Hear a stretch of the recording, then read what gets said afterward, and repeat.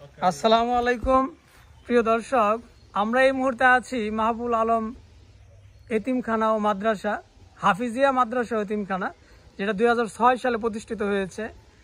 তো মাহবুল আলম উনি একজন গফরগাঁয়ের একবার স্বনামধন্য একজন ব্যক্তি, আমাদের গফরগাঁয়ের জন্য গর্ব। উনি শিক্ষা বিভাগের সহকারী পরিচালক ছিলেন। ওনার লেখা প্রায় 40টির মতো বই আছে। সবচেয়ে উল্লেখযোগ্য বই হচ্ছে বাংলা সাহিত্যের ইতিহাস।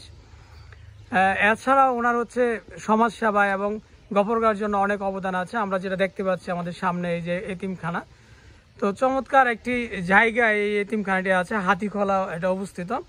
তো ওনার এই যে কবরস্থানটিও এই পাশে, এবং সাথে আছে একটি পাঠাগার, যেটা গ্রাম অঞ্চলে আসলে আমাদের খুব বেশি চোখে পড়ে না।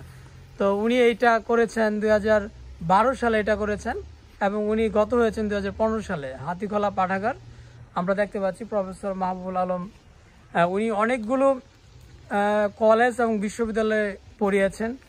তার মধ্যে তিতুমির আছে, রাঙামাটি আছে, আনন্দমোহনে পড়িয়েছেন নাকি নাসিরাবাদও ছিল, পরবর্তী আনন্দমোহন, হ্যাঁ নাসিরাবাদ আনন্দমোহনও ছিল। তো এখানে আমাদের ওনার প্রতিবেশী, এবং আপনি একটু পরিচয়টা দিয়ে একটু বলেন। আমি মোহাম্মদ সাইদুর রহমান, আমি প্রফেসর মাহবুবুল আলম সাহেবের ছোট ভাইয়ের ছেলে, মানে বাতিজা। আচ্ছা আচ্ছা, মানে আমি পাঠাগার এবং মাদ্রাসা এতিমখানা সার্বিক দেখাশোনা করি, এবং তাদের যে ছেলে মেয়ে আছে ওনাদের সাথে যোগাযোগ রক্ষা করি আর কি, এবং এতিমখানা চলার জন্য পাঠাগার। ওনার কয় ছেলে মেয়ে? ওনার এক ছেলে, দুই মেয়ে। ওনারা ঢাকায় আছেন? একজন বড় মেয়ে ঢাকা আছে, আর দুইজন উনি দেশের বাইরে, কানাডা উনি নাগরিকত্ব আছে, ওখানে থাকে। আচ্ছা, তো এই পাঠাগার সম্পর্কে যদি কিছু বলেন। এখানে ওনার লেখায় 43টি বই আছে ওনার করা, এবং বিভিন্ন বই থেকে এখনো সরকারের মানে বিভিন্ন পাবলিশাররা এখনো রয়্যালিটি আসে। এর মধ্যে এক দুটা বইয়ের নাম বলেন যেটা খুবই বাংলা সাহিত্যের ইতিহাস আসে, তাও স্কাউট থেকে আসে। কারণ স্কাউটের যে বইগুলা উনি প্রথম মানে ইংলিশ থেকে বাংলা করছে, আর মানে এখনো কেউ করে নাই। যখন স্কাউট থেকে অনেকগুলো আসে, স্কাউটের কিছু কবিতা লেখা আছে, অনেক কিছু করা আছে। আচ্ছা জি, তাহলে আমরা চলেন একটু পাঠাগারের ভিতরে দেখি।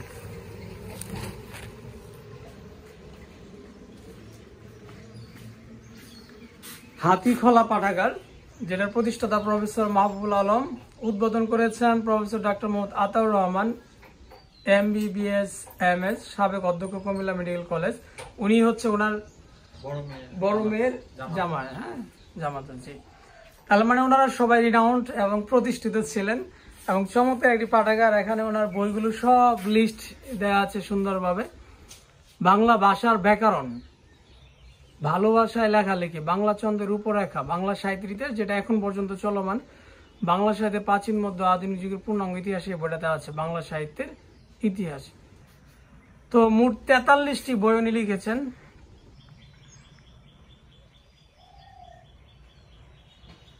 এখানে সবগুলি লিপিবদ্ধ আছে। মানসিংহ ভবানন্দ উপাখ্যান, আবৃত্তির কবিতা, স্কাউটেরা যা করতে পারে, বিপির বাণী, মুগলির গল্প, ছড়াই ছড়াই স্কাউটিং, ছোটদের জন্য গল্প, ছোটদের জন্য কবিতা, সাহিত্য তত্ত্ব, মাইকেলের প্রহসন, সমালোচনা সংগ্রহ। মানে উনি প্রবন্ধ লিখেছেন বেশি, এবং কবিতাও আছে, ছোটদের জন্য ছড়া কবিতাও আছে।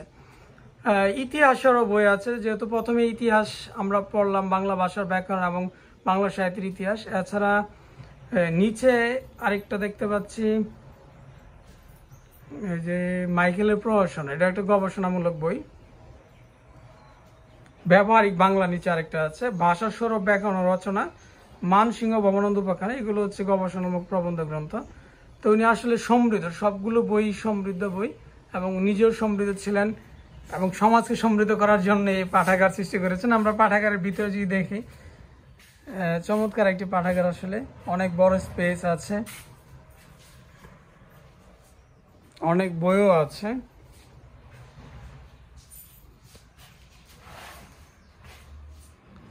এখানে বিভিন্ন রাইটারের বইও আছে। তো ওনার সবগুলো বই সম্ভবত যেটাতে আছে না, এটাতে আমার সবার বই আছে। হ্যাঁ,